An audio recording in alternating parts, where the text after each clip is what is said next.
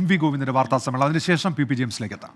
അതിന് മറുപടി പറയാൻ ദേശീയ നേതൃത്വത്തിൻ്റെ ഭാഗമായിട്ട് വന്ന പ്രിയങ്ക ഗാന്ധി ഉൾപ്പെടെ തയ്യാറായില്ല. ഞങ്ങൾ ആ ചോദ്യം ഉന്നയിച്ചു. അവിടെ ഈ UDF എടുത്തുകൊണ്ടിരിക്കുന്ന ജമായത്തെ ഇസ്ലാമിയുമായിട്ട് ബന്ധപ്പെട്ട ഈ ബന്ധം നിങ്ങൾക്ക് അംഗീകരിക്കാൻ സാധിക്കുന്നുണ്ടോ എന്ന് ഞങ്ങൾ ചോദിച്ചപ്പോൾ പ്രിയങ്ക ഗാന്ധിയുടെ സ്വീകരണ പരിപാടിയുടെ ഭാഗമായിട്ട് ലീഗിൻ്റെ കൊടി തന്നെ ഉപേക്ഷിച്ചു. എന്നിട്ട് വേണ്ടേ ജമായത്ത് ഇസ്ലാമുമായി ബന്ധപ്പെട്ട ഞങ്ങൾ ഉയർത്തിയ മുദ്രാവാക്യം അല്ലെങ്കിൽ ഞങ്ങൾ ഉയർത്തിയ ചോദ്യം അതിന് മറുപടി പറയാൻ തയ്യാറായില്ല എന്ന് മാത്രമല്ല, അത് ആ രീതിയിൽ പരിഗണിക്കാനേ കൂട്ടാക്കിയില്ല. കാരണം അപകടകരമാണ്. സോണിയാഗാന്ധിയും കോൺഗ്രസ് എടുത്തുകൊണ്ടിരിക്കുന്ന നിലപാട് ജമായത്തെ ഇസ്ലാമിനെതിരാണ്. ആ രാഷ്ട്രീയം പറയാൻ അവർക്ക് സാധിക്കില്ല. അതുകൊണ്ടാണ് സോണിയാഗാന്ധിക്ക് ആ ചോദ്യത്തിന് മറുപടി പറയാൻ ആ ഇലക്ഷൻ്റെ ഭാഗമായിട്ടും അതുപോലെ വയനാട് സന്ദർശനത്തിൻ്റെ സന്ദർഭത്തിലും അവർക്ക് സാധിക്കാതിരുന്നത് എന്നുള്ളതാണ് സത്യം. പ്രിയങ്ക ഗാന്ധി അല്ല, സോണിയാഗാന്ധി ഉൾപ്പെടെയുള്ളവർ ഇതിനെതിരാണ്. ഇവർക്ക് ജമായത്ത് ഇസ്ലാമുമായി ബന്ധപ്പെടാൻ ഒരു തരത്തിലുള്ള പഴുതുമില്ല. അപ്പോഴാണ് പ്രിയങ്ക ഗാന്ധിക്ക് അത് പറയാൻ സാധിക്കാതിരിക്കുന്നത്. അതുകൊണ്ടാണ് മറുപടി പറയാതിരുന്നത്. ആവർത്തിച്ച് ചോദിച്ചിട്ടും പത്രക്കാർ ചോദിച്ചിട്ടും അവരോട് ഈ കാര്യം പറയാൻ അവർക്ക് സാധിച്ചില്ല എന്നുള്ളതാണ് ഏറ്റവും പ്രധാനപ്പെട്ട കാര്യം. വർഗീയതയെ അതിനിശ്ചിതമായിട്ട് എതിർത്തുകൊണ്ടാണ് നിലമ്പൂർ നിയോജക മണ്ഡലത്തിലെ ഉപതെരഞ്ഞെടുപ്പിൻ്റെ ഭാഗമായിട്ട് ആദ്യാവസാനം വരെ ഞങ്ങളെല്ലാവരും നിലപാട് സ്വീകരിച്ച് മുമ്പോട്ടേക്ക് പോയത്. രണ്ടാമത്തെ കാര്യം കേരളത്തിൻ്റെ വികസനവുമായിട്ട് ബന്ധപ്പെട്ട പ്രശ്നം. അത് രണ്ടാമതായി ഞങ്ങൾ ഉയർത്തിയ ഏറ്റവും പ്രധാനപ്പെട്ട കാര്യമാണ്. കേരളം ഇന്ത്യക്ക് മാത്രമല്ല ലോകത്തിന് തന്നെ മാതൃകയാവുന്ന രീതിയിൽ അർദ്ധവികസിത രാജ്യങ്ങളിലെ ജനങ്ങളുടെ ജീവിത നിലവാരത്തിലേക്ക് കേരളത്തിലെ ജനങ്ങളുടെ ജീവിത നിലവാരം ഉയർത്തുക എന്ന നവ കേരളം എന്ന കാഴ്ചപ്പാട്, അതാണ് ഞങ്ങളവിടെ അവതരിപ്പിച്ചത്. അതിൻ്റെ ഭാഗമായി കേരളത്തിലുള്ള ഏറ്റവും പ്രധാനപ്പെട്ട സവിശേഷതകൾ ഓരോന്നോരോന്നായിട്ട് എണ്ണി പറഞ്ഞു. വികസനം തന്നെയാണ് കാര്യമായിട്ട് പറഞ്ഞത്. വികസനം എന്ന പദം പോലും UDFകാർക്ക് അവിടെ ഉപയോഗിക്കാനേ പറ്റിയിട്ടില്ല. കാരണം വികസനം പറയാൻ തുടങ്ങിയാൽ 1957 മുതൽ ഇങ്ങോട്ടുള്ള ഇടതുപക്ഷ രാഷ്ട്രീയത്തിൻ്റെ ഭാഗമായിട്ട് വന്ന രാഷ്ട്രീയം വികസനപരമായ മാറ്റം കൃത്യമായി ചൂണ്ടിക്കാണിച്ചു പോകുമെന്നുള്ളതുകൊണ്ട് അവരതിനെ ആ അജണ്ടയിലേക്കേ കടന്നില്ല.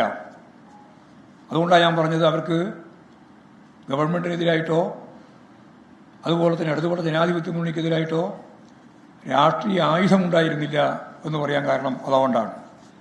കേരളത്തിലെ അടിസ്ഥാനപരമായ മാറ്റങ്ങൾ, വിദ്യാഭ്യാസ മേഖല, ആരോഗ്യ മേഖല, തൊഴിൽ നൽകുന്നതിന് വേണ്ടിയുള്ള പുതിയ KDISCിൻ്റെ ഉൾപ്പെടെയുള്ള വിജ്ഞാന കേരളത്തിൻ്റെ ഭാഗമായിട്ടുള്ള പദ്ധതി, അതേപോലെ തന്നെ ഏറ്റവും ശ്രദ്ധേയമായ രീതിയിൽ നടപ്പിലാക്കിയിട്ടുള്ള ലൈഫ് പദ്ധതി, അതിദാരിദ്ര്യം അവസാനിക്കുന്ന ഇന്ത്യയിലെ ആദ്യത്തെ സംസ്ഥാനമായിട്ട് കേരളം മാറുന്ന പ്രശ്നം ഉൾപ്പെടെ എല്ലാ കാര്യങ്ങളും, വികസനത്തിൻ്റെ ഭാഗമായിട്ട് നാഷണൽ ഹൈവേ, അതുപോലെ തന്നെ മലയോര ഹൈവേ, തീരദേശ ഹൈവേ, വ്യാവസായിക മേഖലയിൽ വന്ന മാറ്റം, 3,50,000-ഓളം വരുന്ന സംരംഭങ്ങൾ രജിസ്റ്റർ ചെയ്യപ്പെട്ടതും അതിൻ്റെ പ്രവർത്തനത്തിലൂടെ 7 ലക്ഷത്തിലധികം ആൾക്ക് ജോലി ലഭിച്ചത്, PSC മുഖേന കിട്ടിയ ജോലിയുടെ എണ്ണം ഇന്ത്യയിൽ ഏറ്റവും കൂടുതൽ ജോലി ലഭിച്ചത് അത് പകുതിയിലധികം കേരളത്തിലാണ് എന്ന കാര്യം ഉൾപ്പെടെ എല്ലാ കാര്യങ്ങളും ഞാനതിൻ്റെ ഓരോരോ വിശദീകരണത്തിലേക്ക്, കാർഷിക മേഖല, പട്ടയത്തിൻ്റെ പ്രശ്നം ഉൾപ്പെടെ എല്ലാം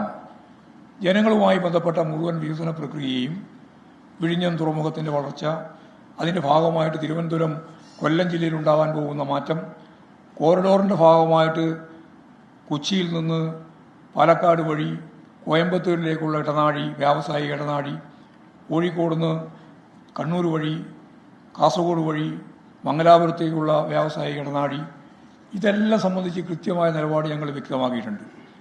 മൂലധന നിക്ഷേപത്തിൻ്റെ ഭാഗമായിട്ട് നമുക്കറിയുന്ന പോലെ കിഫ്ബി പദ്ധതിയുമായിട്ട് ബന്ധപ്പെട്ട് 90,000 കോടിയുടെ പശ്ചാത്തല സൗകര്യ വികസനം, വ്യാവസായിക മേഖലയിൽ ഇടപെടാൻ വേണ്ടി ഇപ്പോഴും വളരെ ശക്തിയായിട്ട് സാധിക്കുന്ന ഏതാണ്ട് ഇൻവെസ്റ്റ്മെൻറ്റ് മീറ്റിൻ്റെ ഭാഗമായിട്ടും തുടർന്നു വന്ന 2 ലക്ഷം കോടി ഉറുപ്പികയുടെ നിക്ഷേപിക്കാനുള്ള സന്നദ്ധത, ഇതെല്ലാം ചേർത്തുകൊണ്ട് തൊഴിലില്ലായ്മ ഉൾപ്പെടെയുള്ള പ്രശ്നങ്ങൾക്ക് പരിഹാരം കാണുന്നതിന് വേണ്ടിയുള്ള ഒരു പുതിയ കേരളം അതാണ് നവകേരളം.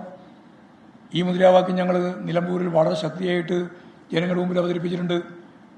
UDF ആകെ പറയാനുണ്ടായിരുന്നത് കൈക്കൂലി കൊടുത്തുകൊണ്ടാണ് വോട്ട് ശേഖരിക്കുന്നത് എന്നാണ്.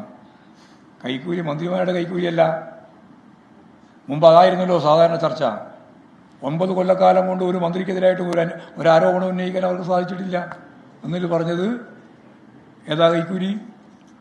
തിരഞ്ഞെടുപ്പ് വരുമ്പോൾ 62 ലക്ഷം ആളുകൾക്ക് കൈക്കൂലി പോലെ ക്ഷേമ പെൻഷൻ നൽകുന്നു എന്നാണ്. ക്ഷേമ പെൻഷൻ കൈക്കൂലിയാണെന്ന് പറഞ്ഞ കോൺഗ്രസിൻ്റെ രാഷ്ട്രീയ പാപ്പരത്വത്തെ സംബന്ധിച്ച് എന്താ പറയുക? അത് ജനങ്ങളൊക്കെ അവിടെ നല്ലപോലെ പ്രതികരിച്ചു. ഞങ്ങൾ അപമാനിക്കലാണ് എന്ന് പറഞ്ഞു. ഉയർന്ന ഉദ്യോഗസ്ഥന്മാർക്കെല്ലാം കൃത്യമായിട്ട് ഇപ്പോഴാണ് എല്ലാ ജീവനക്കാർക്കും ഉൾപ്പെടെ പെൻഷൻ. പാവപ്പെട്ട അധ്വാനിച്ച പഴയ കാലം 10-60 വയസ്സുവരെ അധ്വാനിച്ച പാവപ്പെട്ട മനുഷ്യന് ക്ഷേമ പെൻഷൻ്റെ ഭാഗമായിട്ട് 1600 റുപ്യ ഈ കേരളത്തിൽ ഇടതുപക്ഷ ജനാധിപത്യങ്ങളുടെ ഭാഗമായിട്ട് നൽകുമ്പോൾ അത് കൈക്കൂലിയാണ് എന്ന അധിക്ഷേപിക്കുന്ന നിലയിലേക്ക് അവരെത്തി. അത്തരത്തിലുള്ള നിരവധിയായ സംസ്ഥാന സെക്രട്ടറി MV ഗോവിന്ദന്റെ വാർത്താ സമ്മേളനം തുടരുകയാണ്.